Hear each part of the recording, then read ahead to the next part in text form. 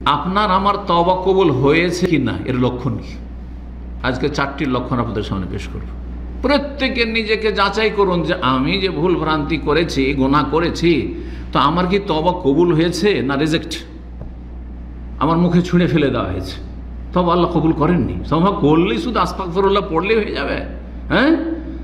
আর তারপরে ওই তাসবিহ জপলেই হয়ে যাবে, তওবা জপলেই হয়ে যাবে, অথবা মাঝে মাঝে নিজেকে একটু অনুতপ্ত মনে করলে আর লজ্জিত হলেই হয়ে যাবে? এত সোজা নয়। কিছু লক্ষণ রয়েছে। আপনার অন্তরে যদি সততা থাকে, সেই লক্ষণগুলি আপনার জীবনে ফুটে উঠবে। আর যদি অন্তরে সততা না থাকে, দুনিয়ার গরজে মুসল্লি সেজেছেন, দুনিয়ার গরজে আপনি হজ করে গেছেন আর খুব তওবা করেছেন আরাফার ময়দানে, কিন্তু আপনার জীবনে এই লক্ষণগুলি দেখা যায় না, তাহলে আপনার তওবা আরাফার মাঠেও কবুল হয়। ভালো প্রশ্ন।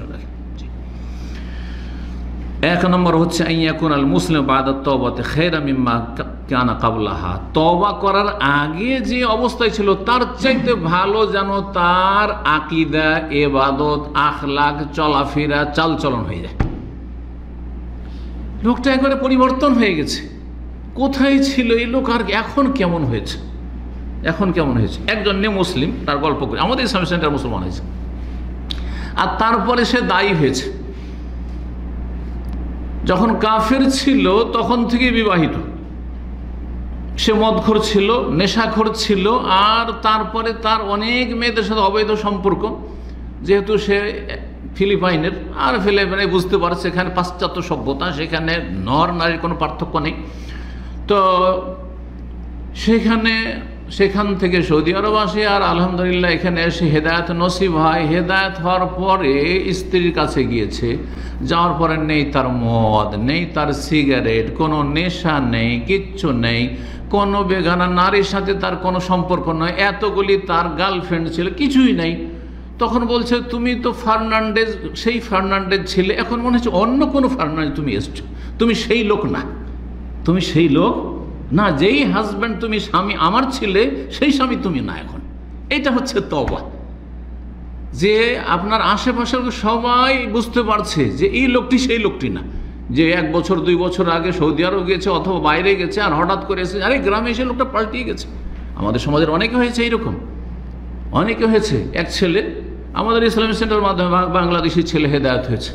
হেদায়েত হওয়ার পরে বলছে যে শেখ, আমি টাকা পয়সা কিছুই নিয়ে যেতে পারিনি, মায়ের কাছে খালি হাতে গেছি, বাবার কাছে খালি হাতে গেছি। আমার মা আমার দাড়ি দেখে আর আমার দিনদারি দেখে, আমার আখলাক চরিত্র দেখে আমি যে এত দুষ্ট ছিলাম, এত বদমাইশ ছিলাম, অশান্তিতে রাখতাম বাপ মাকে, ভাই বোনদেরকে। কয়েক বছর আগের ঘটনা, সে নিজের কথা নিজে বয়ান করছে। আমার আম্মা আমাকে দেখার পরে বলছে, মা তোমার জন্য কিছুই নিয়ে আসতে পারিনি, কারণ কোনো টাকা পয়সা আমি কিছু জমাইতে পারিনি, অল্প কিছু বেতন ছিল। বলছে, বাবা কিচ্ছু লাগবে না, তুই যে মানুষের মতো একটা মানুষ এসছিস, সেই যে সুন্দর তোর দাড়ি, আর তুই 5 ওয়াক্ত নামাজ পড়ছিস, তোকে কোনো 1 ওয়াক্ত নামাজ পড়াইতে পারতাম না, তুই যে হিদায়াত হয়েছিস, এর চাইতে মূল্যবান সম্পদ আমার কাছে দুনিয়াতে আর কিছু নেই। আল্লাহু আকবার। এটা হচ্ছে প্রথম লক্ষণ যে আপনার তওবা সত্যি কি হয়েছে, কবুল হয়েছে। 2 নম্বর হচ্ছে, তওবা করার পরেও সব সময় আপনি ভয়ে ভীত থাকবেন আল্লাহর আযাব থেকে, যে এত যে গুনাহ করেছি, এখন আমি নিশ্চিন্তে নাকে তেল দিয়ে ঘুমাবো এমন নয়, সবসময় চিন্তায় আছেন যে এত যে ভুল ভ্রান্তি হয়েছে, কখন যে আল্লাহ ধরে নেই, জানি না কখন যে আল্লাহ ধরে নেবে। দুনিয়া তো আল্লাহ ধরে নিতে পারেন, আবার আখিরাতে যদি ধরে নেয় তো আমি কেমন করে পার পাবো, কেমন করে মুক্তি পাবো? আল্লাহ রাব্বুল আলামিনের কৌশল থেকে, আল্লাহ রাব্বুল পাকড়াও থেকে কখনো নিজেকে নিরাপদ মনে করবে না, হ্যাঁ, নির্ভীক হবে না যে আমার কোনো ভয় নেই, হ্যাঁ, এমন হবে না। আর এই দিকে ইঙ্গিত করা হয়েছে সূরায়ে ফুসসিলাত, যার অপর নাম সূরায়ে হাম মিম আস-সাজদা, আয়াত নম্বর 30-এ আল্লাহ বলছে, ইন্নাল্লাযীনা ক্বালু রাব্বুনাল্লাহু সুম্মা ইসতাকামু ফালা খাউফুন আলাইহিম ওয়া লা হুম ইয়াহজানুন। যারা বলবে যে আমাদের রব আল্লাহ, মানে ইমানদার হয়েছে, আর ইমানের প্রকাশ ঘটেছে কিসের মাধ্যমে? সুম্মা ইসতাকামু, তার সোজা পথে অবিচল থাকার মাধ্যমে। ইস্তেকামা, সোজা জান্নাতের পথে চলছে, যেদিকে আল্লাহ রসুল চলতে পারে ওই দিকে চলছে সোজা, বাঁকা চলে না। এতদিন বাঁকা চলতো, কিন্তু না, তওবা করে নিয়েছে, এখন এমন সোজা চলছে যেভাবে আল্লাহ চলতে বলেছে, তার রাসূল সাল্লাল্লাহু আলাইহি ওয়াসাল্লাম চলতে বলেছেন, ওইভাবে আমি চলছি। যদি ঈমানের সাথে ইস্তেকামা, সোজা হয়ে যায় জান্নাতের পথে, হ্যাঁ, বক্র পথ ছেড়ে দেয়, তাতানাজ্জালু আলাইহিল মালায়েকা, হাসরের মাঠে অনেক ফেরেশতা নেমে আসবেন, আসার পরে তাকে সান্ত্বনা দিবেন। সান্ত্বনা কাকে দেয়? যার চিন্তা থাকে তাকে না সান্ত্বনা দিতে হয়, যার ভয় থাকে তাকে না সান্ত্বনা দিতে হয়, তাই না? নতুন একটা ছেলে এসছে ধরেন, হ্যাঁ, প্রবাসে, আর তার কোনো আত্মীয় স্বজন নেই, আর আপনি তার পরিচিত, ভাই কোনো চিন্তা করেন, আমরা আছি, বলি না আমরা, কোনো চিন্তা করিয়েন না, আপনি টাকা পয়সার চিন্তা করিয়েন না, থাকার চিন্তা করিয়েন না, খাওয়া দাওয়ার চিন্তা করিয়েন না, কোনো চিন্তা করিয়েন না। কেন সান্ত্বনা দিতে হয়?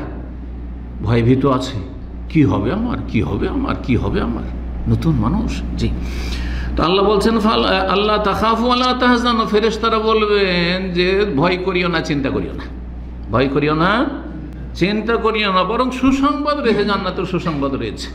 তাহলে সবসময় যতদিন দুনিয়াতে বাঁচবেন যেন ভয় লেগেই থাকে।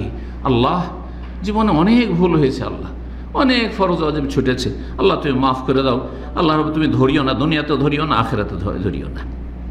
3 নম্বর লক্ষণ হচ্ছে তওবা কবুল হওয়ার, যে সত্যি আপনি ভালো মানুষ হয়ে গেছেন তওবা করে, আর আপনার তওবা আল্লাহ কবুল করেছেন। সেটা হচ্ছে একজন মুমিন মুসলিম যখন সত্যিকার খালেস অন্তরে তওবা করবে এবং তওবা আল্লাহর কাছে কবুল হবে, তখন অতীতের পাপগুলির ওপর তার যেন অন্তরটি ছিঁড়ে